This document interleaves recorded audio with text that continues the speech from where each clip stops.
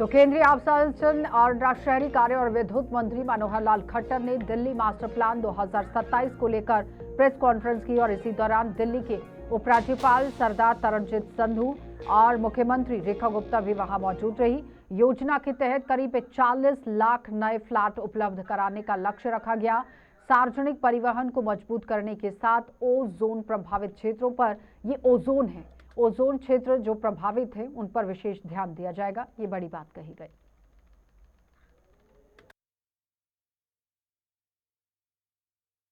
दिल की गहराई से हमारे देश के प्रधानमंत्री आदरणीय मोदी जी को, आदरणीय हमारे केंद्रीय आवास एवं शहरी कार्य मंत्री भारत सरकार श्री मनोहर लाल खट्टर जी को, हमारे दिल्ली के उपराज्यपाल महोदय आदरणीय श्री तरनजीत सिंह संधू जी को और सभी हमारे अधिकारियों को दिल की गहराई से बहुत धन्यवाद देती हूँ, साधुवाद देती हूँ कि बहुत समय से जिस मास्टर प्लान का इंतजार दिल्ली को था वो आज दिल्ली की जनता को मिल पा रहा है। ये हम सब के लिए बहुत ही खुशी का क्षण है कि आज दिल्ली जो कि एक ऐसी सिटी है, बढ़ती आबादी और लैंडलॉक दिल्ली जो कि 1484 स्क्वायर किलोमीटर एरिया में बंधी है, उसकी अपनी बहुत सारी लिमिटेशन है, पर उन लिमिटेशंस को ध्यान रखते हुए पूरी दिल्ली के सर्वांगीण विकास, चाहे वो ग्रामीण क्षेत्र हो, अनऑथराइज कॉलोनी हो, प्लैंड एरिया हो, सभी का ध्यान रखा गया है। दिल्ली के बढ़ते ट्रांसपोर्ट को, प्रदूषण को ध्यान में रखते हुए भी शहरी विकास की योजना की गई है। हर वर्ग के लिए आवास भी इस मास्टर प्लान का एक बहुत बड़ा, मुझे लगता है कि विशेष इसका अट्रैक्शन है कि दिल्ली की चाहे सभी रेजिडेंशियल कॉलोनियों की मैं बात करूं, मार्केट एरिया की बात करूं, लो डेंसिटी एरिया की बात हो, एजुकेशनल इंफ्रा की जब हम बात करते हैं उसको इतना आसान किया गया है, बहुत सारी कंडीशंस को हटाया गया है ताकि दिल्ली में फैसिलिटीज़ जो हैं वो बढ़ें, जनता को उनका अधिकार मिले और हर व्यक्ति उसमें इन्वॉल्व हो। तो ऐसे में कमर्शियल एक्टिविटीज़ के लिए भी बहुत बड़ा निर्णय लिया है कि दिल्ली की सभी 30 मीटर रोड पर अब कमर्शियल एक्टिविटी जो है वो ग्राउंड फ्लोर पे हो पाएगी। ये भी एक बड़ा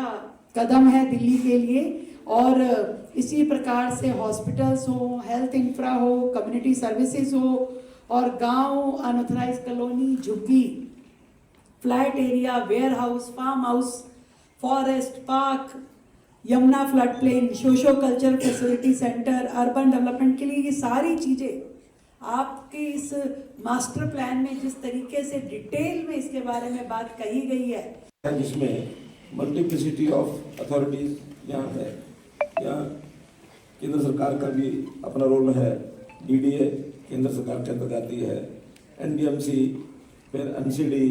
दिल्ली सरकार, दिल्ली जल बोर्ड, ऐसी कई संस्थाएं हैं। लेकिन फिर भी अब जो अवसर ऐसा आया है, ये एक न केवल डबल इंजन बल्कि ट्रिपल इंजन की सरकार बनी है। और आज से पहले चाहे आप 1962 से लेकर और 2021 तक की सारी प्लान उठा के देख लें, कहीं भी इस प्रकार का अवसर नहीं मिला। 1962 में तो स्टेट गवर्नमेंट का अस्तित्व नहीं था, 1981 तक वो प्लान चली, फिर 1991 में बनी, उस 91 में 2001 तक भी अलग अलग सरकारें, दिल्ली की सरकार अलग रही, केंद्र सरकार अलग रही, ऐसे ही 2021 तक भी, भले ही अनाउंस तो 2007 में हो गई थी, उस समय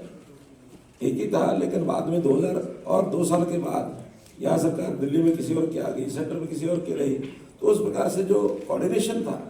मैं इसमें मानने में कोई हिचक नहीं है कि जब अलग अलग सरकारें होती तो कोऑर्डिनेशन का एक अभाव रहता है। संयोग वैसा है, आज हमने 2047 की जो डेवलपमेंट प्लान घोषित की है, ये अब न केवल डबल इंजन बल्कि ट्रिपल इंजन की सरकार है। यहाँ सेंट्रल गवर्नमेंट, स्टेट गवर्नमेंट और फिर म्यूनसिपैलिटीज, ये सब एक ही विचार के लोग सब काम कर रहे हैं। हमने इस प्लान को बनाते हुए भी सबके साथ